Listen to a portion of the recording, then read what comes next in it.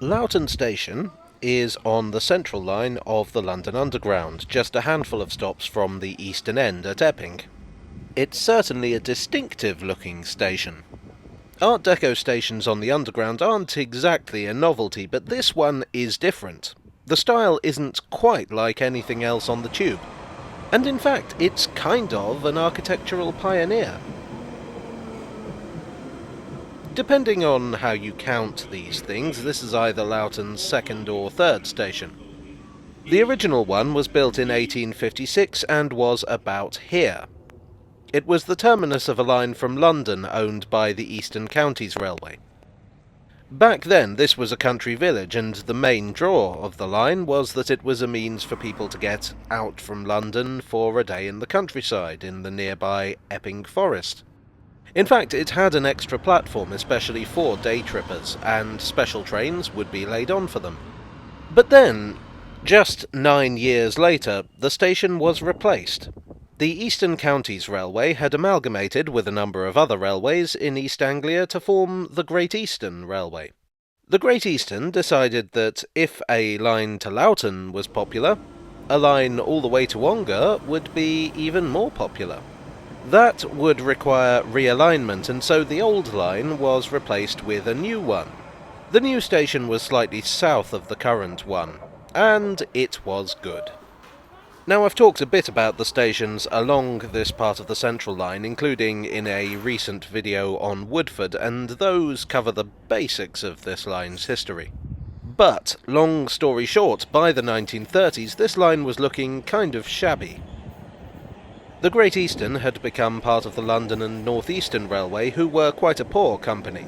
They couldn't afford to modernise their commuter lines.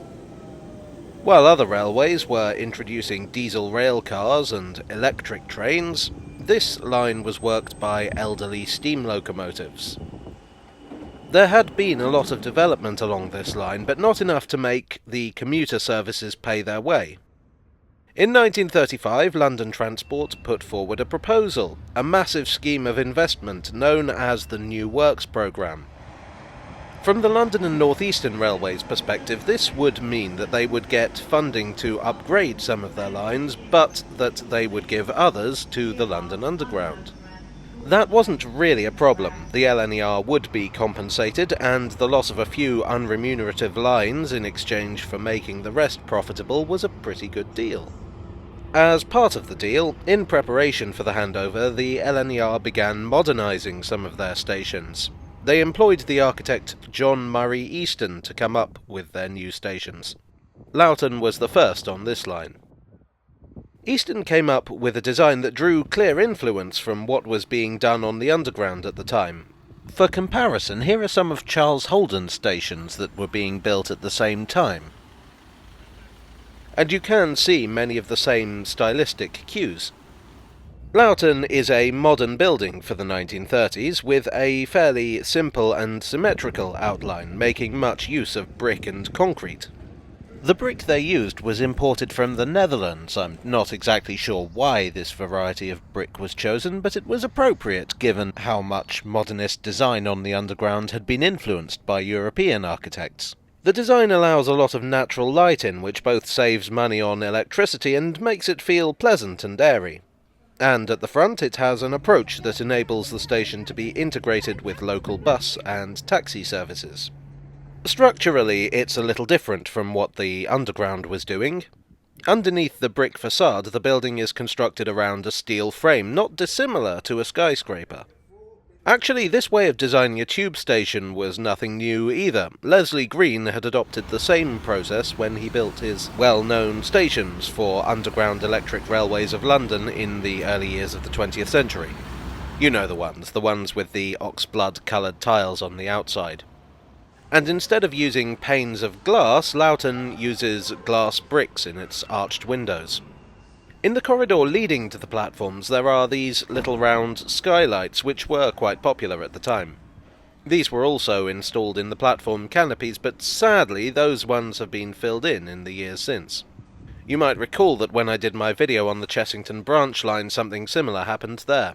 It's a crying shame because, as I say, I think natural light makes a station a lot more pleasant. The canopies are made in streamlined concrete with rather graceful gull wing supports. I always think what makes or breaks a well-designed concrete structure is how well it's kept. An Art Deco building that's properly cleaned and maintained is delightful. One that isn't can be an eyesore. I am pleased to report that those at Loughton are the former. All that being said, some features have been removed. The original platform lights were taken down. The circular ticket machine in the booking hall is no longer there. The new station was completed in 1940 and handed over to the Central Line in 1948, although the last main line goods trains didn't stop running until 1970. The plan was that all the old stations along this line would be redone in this style, but, well, the Second World War got in the way, and after that there was no money to be had. The London and North Eastern Railway ceased to exist when the railways were nationalised in 1948. That being said, I don't know that Easton's failure to duplicate his success elsewhere was necessarily all bad. Would you sacrifice a station like Barkingside or Epping? Variety is, we are told, the spice of life. And I love the variety of stations along this line. Loughton is still highly regarded, as is Easton himself. The station is Grade 2 listed, and Easton won the Royal Gold Medal for his career. It's just that rather than being a pioneer of a new style of station, Loughton is a one-off, which just makes it more valuable.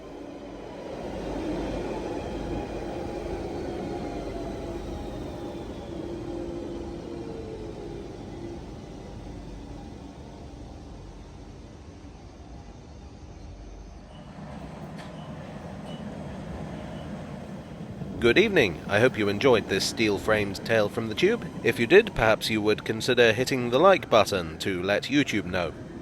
If you'd like to see more on the Underground or other similar subjects, I recommend hitting the subscribe button and the bell icon.